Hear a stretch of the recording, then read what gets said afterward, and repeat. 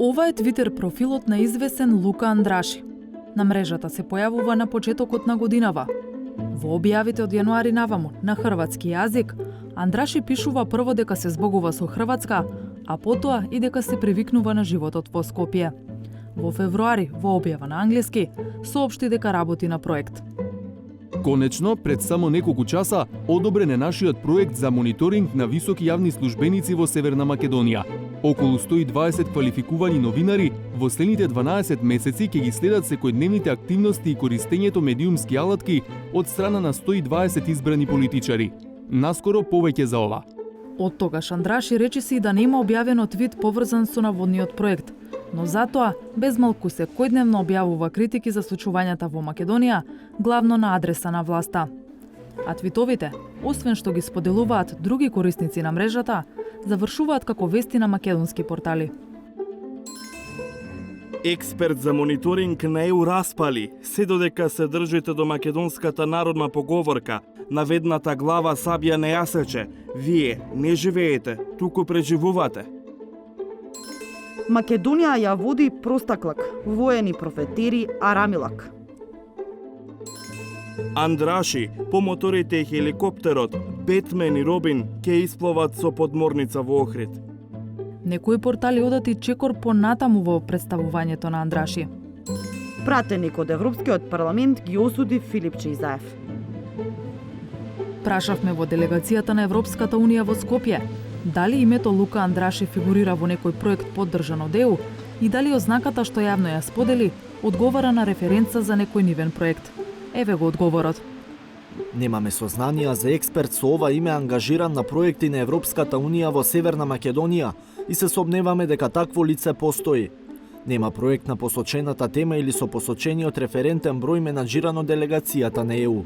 Покрај ова, би потенцирале дека во секој случај, експертите ангажирани на проекти на ЕУ се вработени за да споделуваат знаење со локалните партнери. Тие не ја представуваат Европската унија, ниту пак зборуваат во нејзино име. Ја користиме оваа можност да ги повикаме медиумите да постапуваат одговорно и да ги проверуваат фактите пред да објават информации што може да ја заведат јавноста. Прашавме во најголемите билатерални донатори од Европа, шведската, холандската и британската амбасада. Никој ниту слушнал за Лука Андраши, ниту финансира таков проект.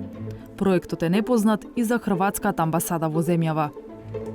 Обидот да стапиме во контакт со наводниот Лука Андраши преку неговиот Твитер профил беше безуспешен, бидејќи е невозможно да се комуницира со него ако и тој не почне да го следи вашиот профил. Лажни профили кај нас доста експлоатирани. Без да навлегува во конкретниот случај, комуникологот Сеат Джигал смета дека цитирањето на профили од социјалните мрежи како извор на информација е проблематично ако некој сака да се занимава со професионално новинарство. Ако пак тенденцијата е да не се биде професионален, тогаш ваквите објави се погодни за така наречена информацијска војна. Една од клучните тактики тука е тоа војување или напаѓање или борба политичка на социјалните мрежи. Каде што партиските активисти кои некогаш лепеле плакати или агитирале на терен, сега се фокусирани на социјалните мрежи. Така започнува дезинформацијска кампања. Тие дезинформацијски кампањи се дел од една поширока појава која е наречена информацијски војни, каде што тие што го прават тоа се убедени дека се дел од некоја вистинска кауза. Тие не се сметаат себе си за некои негативци или злосторници во информацијскиот простор, веруваат во нешто, веруваат дека за таа кауза дозволени се и овие средства. И проблемот е што тие ги снижуваат тие стандарди на јавно информирање, објавување содржини и така натаму. И сега и нивниот противник, колку да е тој во право или жртва на сето тоа, постапно ги снижува и своите критериуми. Значи ќе возврати на ист начин со контрадезинформацијска кампања и тоа оди во недоглед. Со тоа најмногу губат граѓаните и професионалните медии. Значи се снижуваат стандарди. Ваквите појави според Джигал земаат замав во земјава во екот на политичката криза од 2015 година и не запираат. Сега сме во некој вид на просечен вид на општествени превирања и тие раснат, но така поумерено. Проблемот е што тие всушност се инструмент. Значи и профилите социјалните мрежи, а преку нив и медиумите, и инструмент на центри на мојот политички и економски сегмент од општеството, кога на нив им треба ги активираат по потреба, зависно од тема и така натаму. Значи тоа варира, флуктуира, многу е поврзано со другите. Да речем дали се избори, дали е попис, дали е некој голем скандал или афера, флуктуираат нагоре надолу.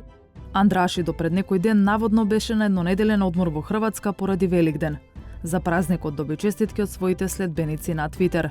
По враќањето им се врати на старите навики, да ги критикува случувањата во земјава. Во еден од последните твитови вели: Скандалозно, злосторничко, масакар на човековите права, божји греф. Заразени пратеници во скафандери доведени во македонскиот парламент на гласање.